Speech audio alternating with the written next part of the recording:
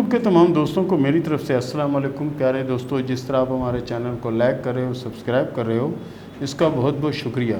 तो प्यारे दोस्तों, आज जिस टॉपिक पे हम बात करेंगे वो टॉपिक ये है कि बहुत से लोग ये कह रहे हैं जी उभार कहाँ पर होते हैं, हाथ पे जो उभार होते हैं कहाँ पर होते हैं, उस जगह को वाज़े तौर पर आप हमें बताएं ताकि हमारी समझ में आ जाए कि हाथ पे उभार कौन सी जगह पर होते हैं और उनके क्या क्या फंक्शन होते हैं, यानी उसकी वजह से क्या हो सकता है और क्या नहीं हो सकता, और उसके नीचे ऊपर अगर लकीरें हों तो उसका क्या मतलब है।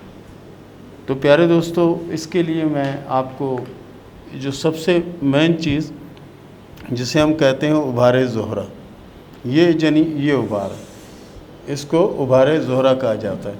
ये जिस्माना गर्मी का उभार होता है, यानी ऐसे लोग हर काम में कूद जाने के माहिर होते हैं, और ऐसे ही लोग किसी भी बुरे फ़ेल में भी वो हो सकते हैं, लेकिन उसके लिए शर्त ये कि इनकी दिमागी लकीर को ख़ास अच्छी ना हो। तो अगर दिमागी लकीर ख़ास अच्छी है तो ऐसे लोग बड़े जोशीले होते हैं और सख्त से सख्त काम करने की सलाहियत भी रखते हैं। उसके बाद यहाँ पर यह आ गया उभारे मुश्तरी, इसको कहा जाता है उभारे मुश्तरी, यानी शहादत की उंगली के नीचे का जो उभार है ये बहुत अच्छी अलामत समझा जाता है। ये समझें कि जितना इसके उभार उभरा हुआ होगा उतना ही बंदा नेक और पारसा होगा, नेक और पारसा होगा।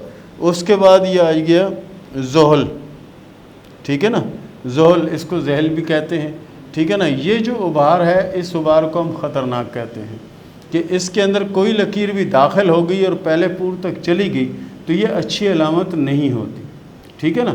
मिसाल अगर यहाँ पे क्रास आ गया, कुछ और ऐसा आ गया तो ये अच्छी अलामत नहीं समझा जाएगा। फिर ये आ गया शम्स का उभार, ये शम्स का उभार ये बहुत अच्छा उभार होता है। ऐसे लोग बहुत तरक्की करते हैं और हंसमुख होते हैं और हर जगह हर महफिल में घुल मिल जाते हैं, ठीक है ना।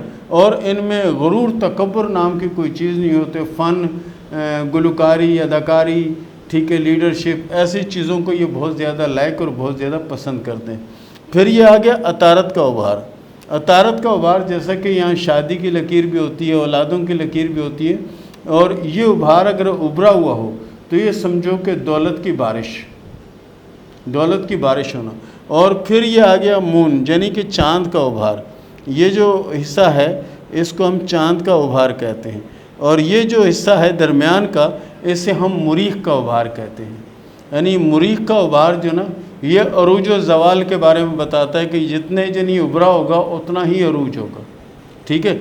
और ये चाँद का उभार मिजाज बताता है कि कितने ठंडे मिजाज का बंदा है, कितने तहम्मुल मिजाजी से काम करता है और किस तहम्मुल मिजाजी से आगे बढ़ने की सलाहियत रखता है, ठीक है ना।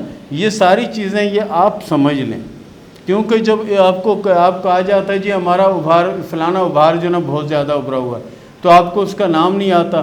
फिर आप जो मार्क करके देते हो कि जी इस जगह की बात करें तो मार्क करते हो, तो उभार अगर यहाँ पर है तो आप पूरा ऐसा मार्क करके दे देते हो जिसके नीचे जो ये है ये क्या है। तो ये याद रखें कि ये जगह अगर ज़्यादा फूली हुई होगी तो इसे उभारे ज़ोहरा कहा जाता है, ठीक है ना। ये मुश्तरी का उभार ये फूला हुआ हो तो ये एक अच्छी अलामत है, यानी ऐसे लोग नेक, पारसा, ईमानदार, सच्चे, खरे लोग ये होते हैं। और ये जो उभार उभरा हुआ होगा तो ऐसे लोगों में जोश वलवला, ठीक है ना, किसी भी ऐसे काम में कूद जाना जिसको आम माशरा अच्छा न समझे। और ये जो उभार है जिसमें शोहरत और दौलत दोनों का मिलना, और ये जो सिर्फ दौलत और अपनी मेहनत से, और फिर इसमें शादी की लकीर, औलादों की लकीरें इसके करीब करीब होती हैं। और ये चाँद कि चमकने वाले लोग ऐसे होते हैं कि ये ठंडे मिजाज के होते हैं, हर एक से घुल मिल जाते हैं और ऐसे ही लोग आगे जाकर बहुत तरक्की करते हैं। तो प्यारे दोस्तों, ये था हमारा आज का टॉपिक, आज का प्रोग्राम। और आप भी कोई सवाल पूछना चाहें और आपके हाथ में अगर कोई ऐसी लकीर मौजूद है जो दूसरे हाथ में आपने नहीं देखी, चाहे आपके बहन भाइयों के हाथ में, दोस्तों के हाथ में, तो वो हमें बनाकर उसका निशान लगा कर भेजें, उस पर भी हम प्रोग्राम करेंगे और आपको बताएंगे। तो प्यारे दोस्तों, इसके साथ ही शुरू करते हैं सवाल और जवाब का सिलसिला। इसाक ने सवाल किया फैसलाबाद से कि मैं फ़र्नीचर का काम करता हूँ, 2 सालों से बहुत ज़्यादा परेशानी में आया हुआ हूँ, जो भी काम करता हूँ उसमें कामयाबी नसीब नहीं होती और ना ही कुछ बेहतरी हो रही है। ये बताएं कि मेरे हालात कभी बदलेंगे या ऐसे ही रहेंगे।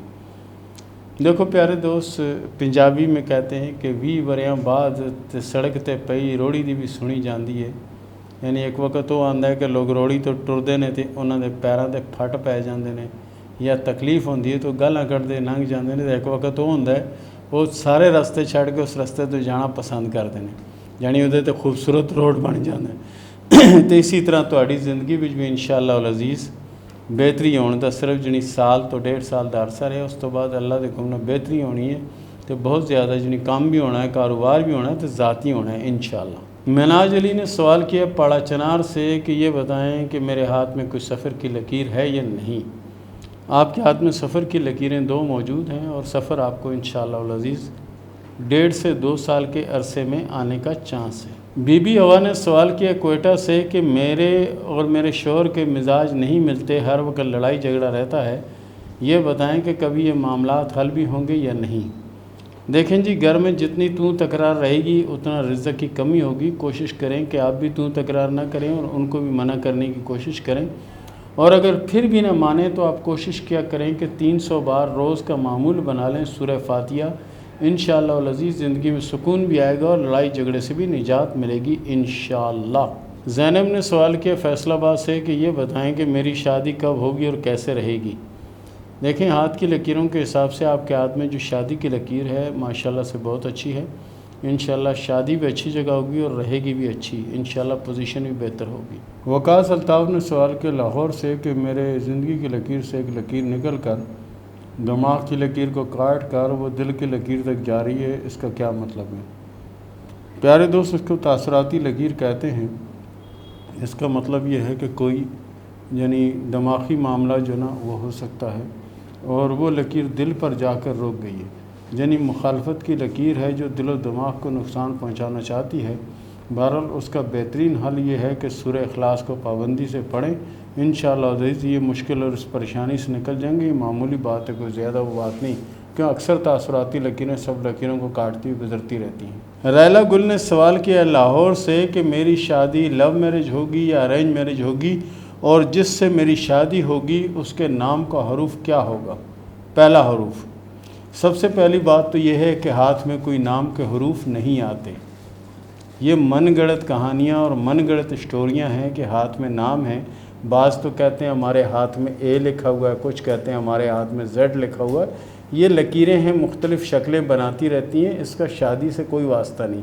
اور آپ کی شادی ارینج میرج ہوگی اور شادی کامیاب ہوگی، لو میرج ہونے کا کوئی چانس نہیں ہے۔ سمیرہ نے سوال کیا لاہور سے کہ میری شادی کب ہوگی اور کیسے رہے گی۔ آپ کی شادی 2023 میں ہوگی اور شادی اچھی رہے گی، شادی کے بعد کی زندگی بھی انشاءاللہ بہتر ہوگی۔ نمرہ بطول نے سوال کیا کوٹلہ سے کہ یہ بتائیں کہ میرا سفر کب ہوگا۔ آپ کا سفر 2023 کے بعد ہوگا اور سفر بہتر رہے گا زندگی میں۔ ختیجہ نے سوال کیا ہے گجرانوالہ سے کہ میری شادی لو میرج ہوگی یا ارینج ہوگی اور شادی کب ہوگی اور کیسے رہے گی۔